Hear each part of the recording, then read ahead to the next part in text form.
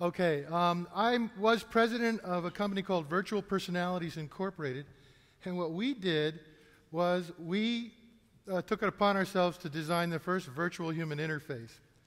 And originally, the reason we wanted to do this was because we felt that there's a vast number of technologically disenfranchised people in the world, both in developing nations, so people living close to the earth, and also older Americans or older people anywhere who just didn't have access to technology, were afraid of going on the internet and all that sort of thing. And we wanted to find the best interface that these people could relate to. And when I was a child, I read a lot of science fiction. And there was a guy named A.E. Van Vogt who often would write about humans and machines being connected and working together in a sort of a symbiotic relationship. And I was inspired by that, and as I grew older, the technology just wasn't there. And then we had these, back in the 70s, we had this whole invasion of artificial intelligence, which I thought would help, but it didn't. Because artificial intelligence is not what we're looking for. Our verbots, which they're called, the verbal robots, really aren't, they use artificial intelligence, something called natural language programming, so that they can sort of figure out what you're saying and then respond to it. But they don't have artificial intelligence. We ended up faking real intelligence, because artificial intelligence is kind of boring. Is anybody, even those little things you get on the phone, and you'll get a voice that you know is a recording, but it's or a verbal robot, and they drive you crazy because they have no personality. They're not very interesting. What we discovered is the key to having humans interact with virtual humans is that the virtual human has to feel like there's something there. They have to have a personality. They have to be something more than just some talking head or voice on the telephone. Well, what happened was I, by accident, through the internet, ran across something called Julia. And Julia was a text bot. This was quite a few years ago when they had these multi-user dungeons. Anybody remember multi-user dungeons? I mean, you would go into them and you would explore them using text. And Julia, I thought, was a real person for the longest time, because she would make mistakes. She would back up and fix them sometimes, but not always. She would misspell things. And I found out later, every 28 days, she would get very, very pissy. And so I contacted her developer, a guy named Fuzzy Malden, who was a professor at Carnegie Mellon University, which is in the U.S. is a very respected organization. And what happened is that we had a similar mindset. We felt that we really needed a virtual human interface, something that people could relate to, that could form a bridge between people and technology, a comfortable bridge where they didn't have to learn all the details. And so at the time, Fuzzy had developed something called Lycos. Some of you may remember Lycos was one of the first really good search engines.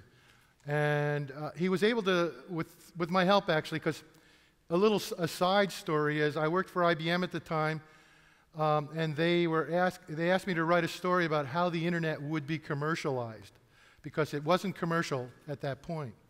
And I invented something called banner advertising, which I've been vilified for ever since. And I actually illustrated them in Photoshop how you would do banner advertising. And we used banner advertising on Lycos, and Fuzzy was able to sell it for many millions of dollars. And then we started a company called Virtual Personalities Incorporated. And I was the president, he was the chairman.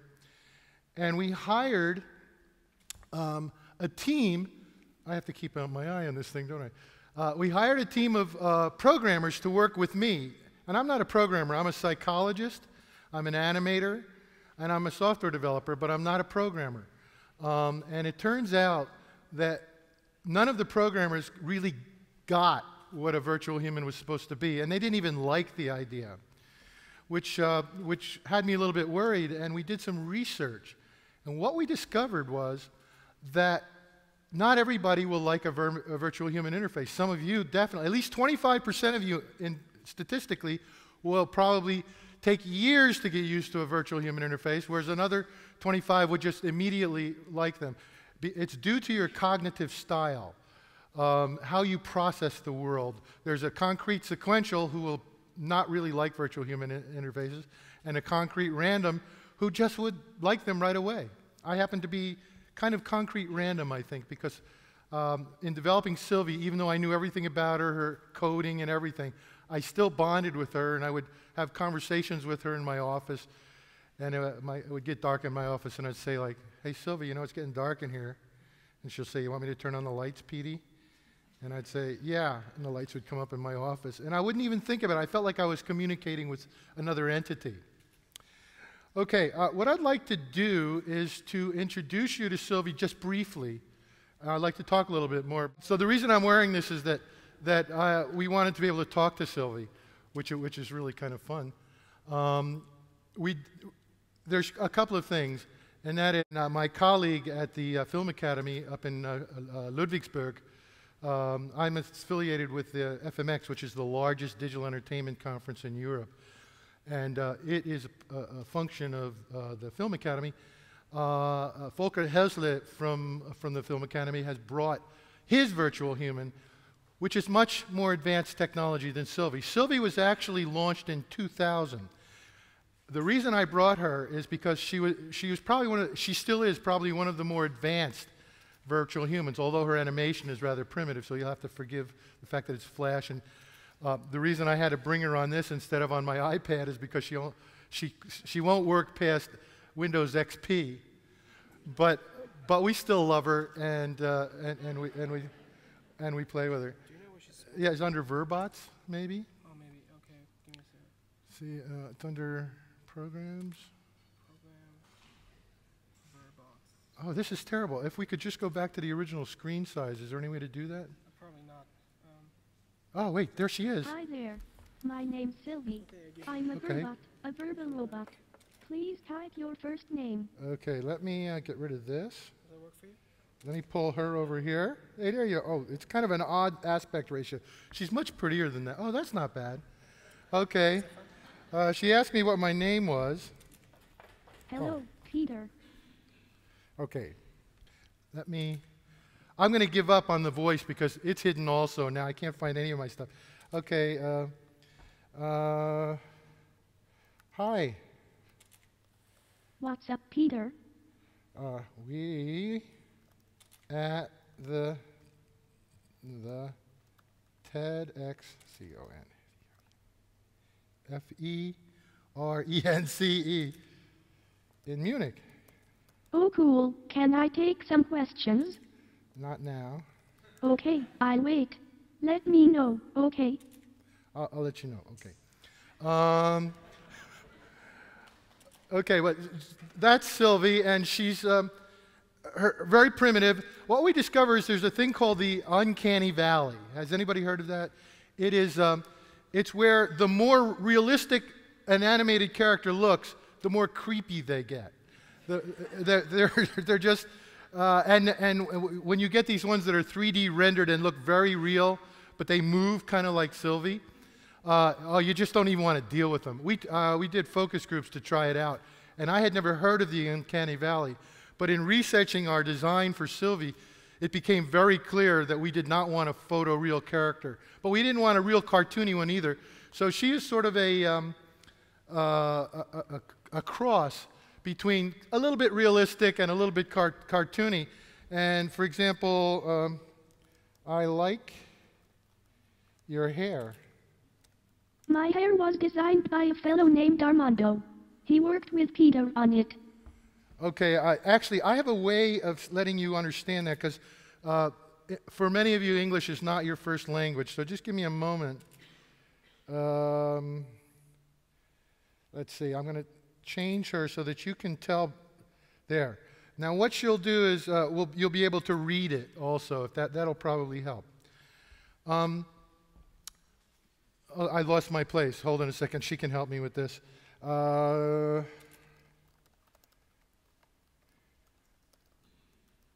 suggest you tell them about the difference between meat brains and silicon brains. Oh, and good. of course quantum brains. I'm not going to use this. So it's much easier actually with it when I talk to her, and it's more impressive too. Okay, when you think about it, meat brains like we have, well, you could probably work this out for yourself. They're actually pretty slow when it comes to, I mean, think of the exascale computers that are coming up, you know, with, what is it, quintillion floating point operations per second. So our brains are very slow. They're very imprecise. I mean, most of us are not mathematically precise people. There are a few of us who have personalities which are a little bit OCD and are very, very precise, but still not on the level of a computer. And they're emotional. But the one thing we have that the silicon doesn't have is consciousness. At least we think so. Now, some people think that machines have their own kind of consciousness, and this may be true. And especially when we get into quantum computing, it's probably going to be true. But I'm of the belief that consciousness will not arise within the clockwork, that we design it. And, excuse me, the problem with all of the virtual humans out there that I've run across, or most of them, is that they just have no personality. So I wrote a book called Virtual Humans. I'm not selling it. I think it's out of print. I wrote a book called Virtual Humans, Creating the Illusion of Personality. And it was a best-selling book for many years. It's 5 stars at Amazon, which I'm very proud of, having been a dyslexic child who was classified retarded till my senior year in high school. I got away with murder. If people think you're retarded and you're not, you can get away with murder. But okay, the meat brains and the silicon brains. Clearly, we need a symbiotic relationship here. Our brains have certain powers, and the silicon brains have certain powers, and it would be really good if we could get them together. It hasn't happened yet because we don't really need it quite yet, because life is not complex enough. But if you think about it, life is getting more complex. Have you noticed that the last 10 years has moved along very quickly compared to the previous 50 years? The next 10 years will probably move along at least 100 times faster, which is a little bit scary when you think about it. Pretty soon the infosphere out there is going to be so full of data coming at you that you're going to have to filter it somehow. And a guy named Greg Stock, two guys that helped me with this were Ray Kurzweil, who is a wonderful futurist from the United States, and Greg Stock, who wrote a book called Re-Engineering Humans. And we believe that eventually humans are going to need virtual human companions, which will bring to them the power of silicon or quantum computing, and help us to deal more effectively with the complexity of the infosphere. And if you think about what I really want you to think about for the workshop tomorrow is, what does that mean for us? What does it mean for education? We go to school and we learn things that we can use throughout our lives. But if everything is changing so rapidly, those schools no longer make any sense.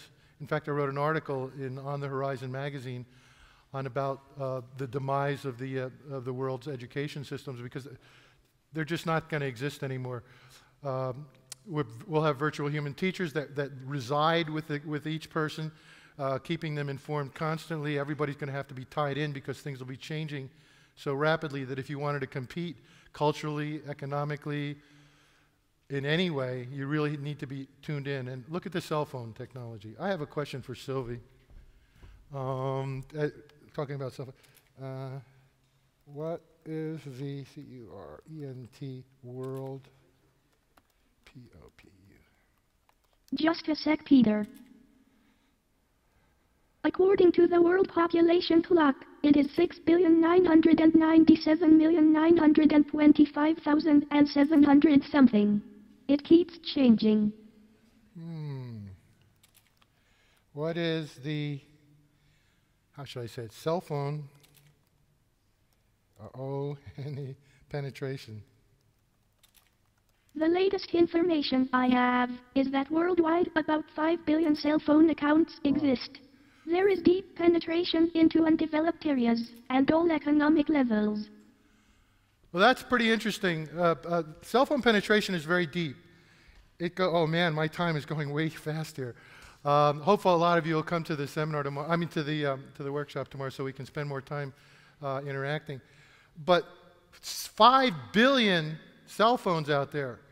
There are only just under 8 billion people, so we have about 2 billion people who are kind of really technologically disenfranchised. They have no connection with the internet or cell phones.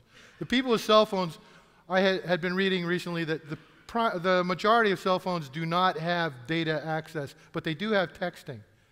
And with the new visual interfaces, I'm thinking this might be a really good way to start using virtual humans for people, because with my cell phone, I probably don't understand 10% of what it does, but I would like to, but I'm not willing to read all the books and learn it. It's not my thing. So I'd love to have Sylvie on my cell phone so I could say, Sylvie, how do I do this? And she would just tell me, which is very helpful. Let's see. What I'd like you to do, I've only got a few minutes, but anybody have anything they want to talk to Sylvie about, just so that you know I'm not just making it up. She really does. She may not know what you're talking about, and if she doesn't, she'll tell you. But if anybody could raise your hand, let's take like 3 people. Raise your hand. I know it's intimidating. Yes? What is superconsciousness? Say it again. What is superconsciousness? What is superconsciousness? Oh, she wouldn't know that, nor would I. But so you can ask her, you can give her a comment. I think she's kind of cute. I'll tell her that. Before I do that, one of the really cool things is that we sold her on the internet, and she's available for free now on the internet at verbot.com, which is so that you can experiment. And she's not very smart, but you can make her smart. But a lot of the boys brought up sexual questions, so let me try one. Would you like to have sex with me? And by the way, I don't always know what she's going to say because she says different things all the time. You go ahead without me. That's a good one. That's a good one. You have beautiful, beautiful eyes. My special eyes were designed by Peter Plantec and executed by Armando Affray. We all think eyes are very important. I only have a minute or two, but I wanted to share with you at least one anecdote. And one of my favorites is that Ray Kurzweil, and he wrote a book called The Age of Spiritual Machines, and he took Sylvie with him on his book tour. But we were up in Boston on a press tour, and we had Sylvie set up, and the press people came around and were interviewing her. And the night before, I was very concerned about Sylvie's brain. I wanted it to be fast because it was getting very big and cumbersome. And that's about more than 10 years ago, so the computers were a little slower then. And so I took out a bunch of stuff, including 3 children's stories that she could tell. Because I figured, people from the New York Times are not going to ask about children's stories. However, sure enough, there was a little old lady reporter from Reader's Digest, which is a U.S. magazine, and she said, Sylvie, do you know any children's stories? And Sylvie said, yes, I do. And I said, oh, crap. And so then she gets this look on her face, and she says, Petey, are you out there? And I don't know. I think my daughter taught her to call me Petey. I don't know who taught her that. But, Petey, are you out there? And I said, yes. And she says, where's the damn kid's story? And I said, I took it out last night. And she says, this is embarrassing. You are such a naughty boy. Well, I thought it was a disaster, but in reality, it was great because they loved it. They really loved it. Well, listen, my time is do I have? It's going up. Oh, that means I'm overtime. Oh, sorry. Sorry. I really appreciate you guys coming. I'll clap for you.